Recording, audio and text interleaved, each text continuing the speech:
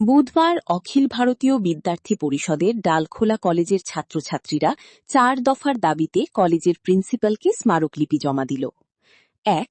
সকল ছাত্রছাত্রীর জন্য ৭৫% উপস্থিতি বাধ্যতামূলক।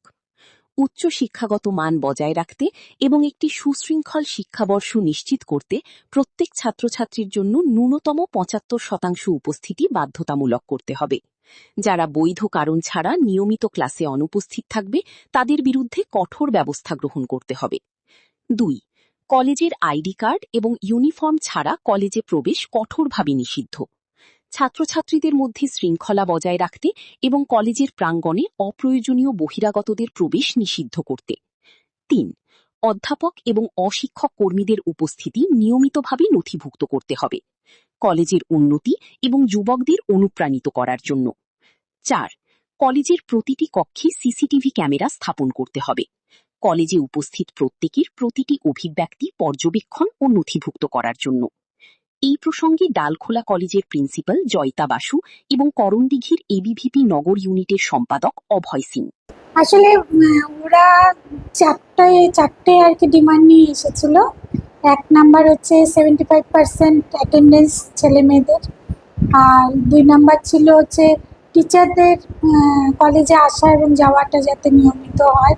৩ নাম্বার ছিল স্কুলে মানে ক্লাসরুমগুলোতে সিসি ক্যামেরা, আর আরেকটা ছিল হচ্ছে ওই ওদের আইডি কার্ড এবং ইউনিফর্ম ছাড়া যেন কলেজে না ঢুকতে দেওয়া হয়। এই 4টে ডিমান্ড নিয়ে ওরা এসেছিল। তো 75%টা তো আগেও গভর্নমেন্টের অর্ডার ছিল, যদিও সামগ্রিক পরিবেশ এবং এখানকার যে কলেজের যে সিচুয়েশন সবটা মিলে সবসময় যে ছেলে মেয়েদের 75% হয় সেটা না।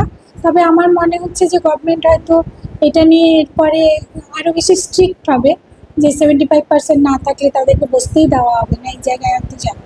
ফলে আমার মনে হয় ছেলে মেয়েদের এই বিষয়টা আরও সচেতন হওয়া দরকার আমাদের ছাত্রছাত্রীদের।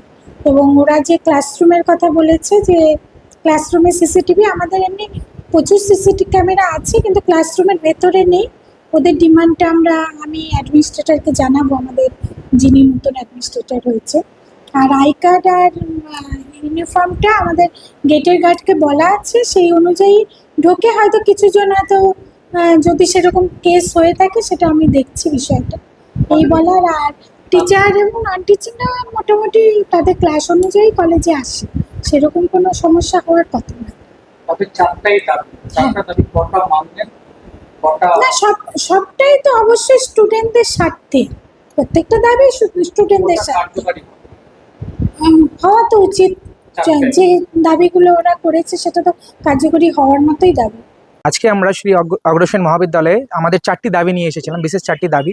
সেই 4টি দাবির ভিতরে সবথেকে প্রথম দাবি যেটা আমাদের 75% যে অ্যাটেন্ডেন্স, সেই অ্যাটেন্ডেন্স নিয়ে আমরা আজকে দাবি করেছি। কারণ এই যে টিএমসি তৃণমূলের সময় যে ইউনিয়নের যে কাকুর বয়সের যে দাদারা যারা নিজেকে ছাত্রনেতা বলতো, সেই ছাত্রনেতারা যে ভয়ের পরিস্থিতি সৃষ্টি করেছিল আমাদের এই কলেজের ভিতরে, সেই ভয়ের পরিস্থিতিকে মানে সরিয়ে দেওয়ার জন্য এই যে 75% আমাদের যে দাবি, এই যে স্টুডেন্টরা যে ভয় পেয়েছিল, এই ভয়টাকে আমরা শেষ করার জন্য আমরা আজকে এই 75% অ্যাটেন্ডেন্সের জন্য বলতে এসেছি, যেন ছাত্ররা আবার ফিরে আসে সেই কলেজের ক্যাম্পাসে এবং তারা যেন দেখে যে কলেজের পরিস্থিতি ঠিক হয়েছে। অখিল ভারতীয় বিদ্যার্থী পরিষদ এখন এই কলেজের চারিদিকে উন্নয়নের জন্য কাজ করছে, প্রতিটি জায়গায় জায়গায় আনাচে কানাচে চেষ্টা করছে সবকিছু ঠিক করা, দুর্নীতিমুক্ত করার। প্রিন্সিপাল ম্যাম আমাদের এই 4টি দাবিকেই মেনেছেন, 4টি দাবিকেই বলেছেন এগিয়ে নিয়ে যাবেন, চেষ্টা করবেন সবগুলিকে পরিপূর্ণ করার। যদি না মানা হয় তো পরবর্তীকালে আমরা আবার আইসিআই ডেপুটেশন দিব। ডেপুটেশন দেওয়ার পরে আমরা সেটা যদি দরকার পড়ে তো আমাদের আন্দোলনে যদি বসতে আমরা আন্দোলনে বসবো।